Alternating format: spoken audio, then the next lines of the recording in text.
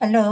ఈరోజు గుత్తి దొండకాయ వండుకుందామండి. గుత్తి దొండకాయ ఇదేమో మసాలా ధనియాల, జీలకర్ర, లాంగ్ మొగ్గలు, చెక్క ఈ పొడి చేసానండి ఏపేసి.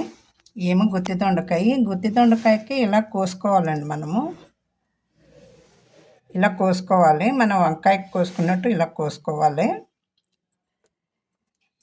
తర్వాత వేరుశనగ గింజలు వేపినవి కొన్ని తీసుకోవాలి. కొన్ని ఉల్లిపాయలు, పచ్చి ఉల్లిపాయలు, ఎల్లుల్లిపాయలు ఇవి మనం మిక్సీ కొట్టుకోవాలి.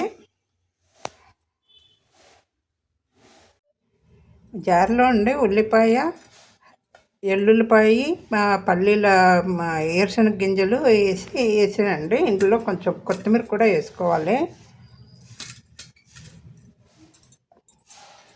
ఈ మిక్సీ కొట్టుకోవాలండి మనం. పొయ్యి మీద మూకుడు పెట్టండి, నూనె పెట్టుకున్నాము. ఇప్పుడు ఇవి వేపుకోవాలి. దొండకాయలు అన్నీ ఒకసారైనా వేసుకోవచ్చు.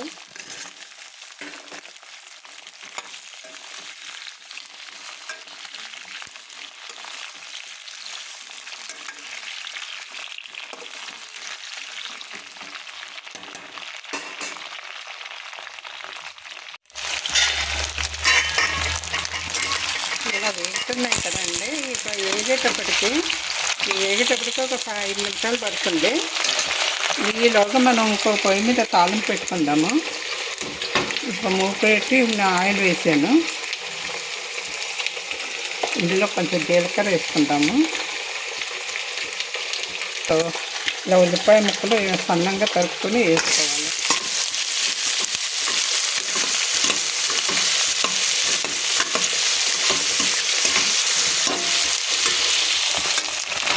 ఈ కేజీ అండి దొండకాయలు. కొంచెం ఉల్లిపాయలు ఎక్కువగా పడతాయి. ఉల్లిపాయలు వేగిపోయినాయండి. ఇందులో మనం కొంచెం పచ్చిమిరపకాయలు, కరివేపాకు వేసుకొని ఇలా తిప్పుకోవాలి. తర్వాత మనం కొంచెం పసుపు వేసుకోవాలండి.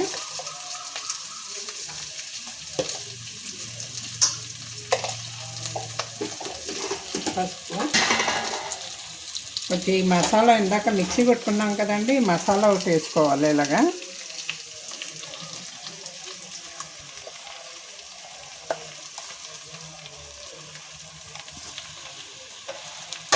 కొంచెం అల్లం వెల్లుల్లి పేస్ట్ వేసుకోవాలి.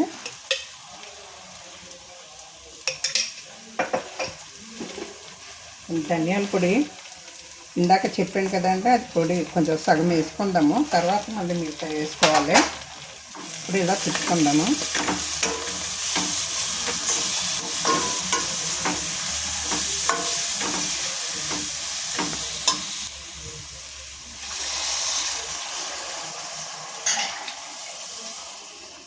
రెండు గ్లాసులు నీళ్ళు వేసుకోవాలి.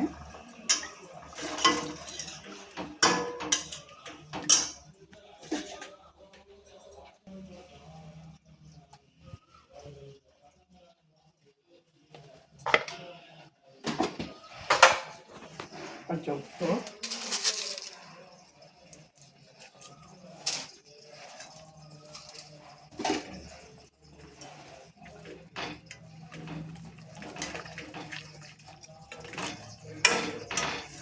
ఇలా తిప్పుకోవాలండి.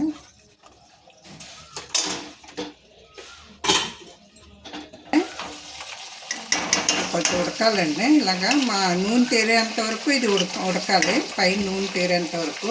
ఈలోగా ఈ మధ్యన ఏమో చూద్దాము.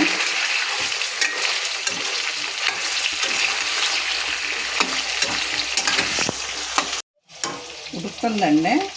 ఇప్పుడు కొంచెం అక్కడక్కడ కొంచెం ఆయిల్ తేలుతుంది కదండి. ఈ మళ్ళీ వేసాక మళ్ళీ ఇంకా ఆయిల్ తేలుతుంది. మన ఈ వంకాయలని దొండకాయలు వేసుకుందామండి. ఇలాగా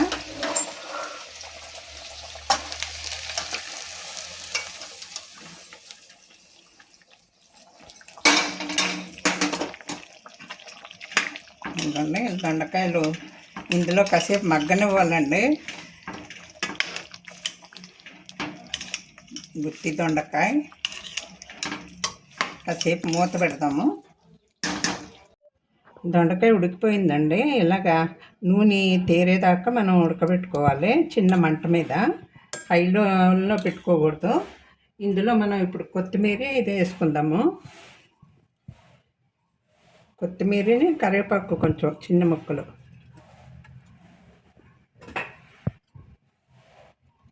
పెట్టుకుందాము. వేడి మీద కలిపితే కొంచెం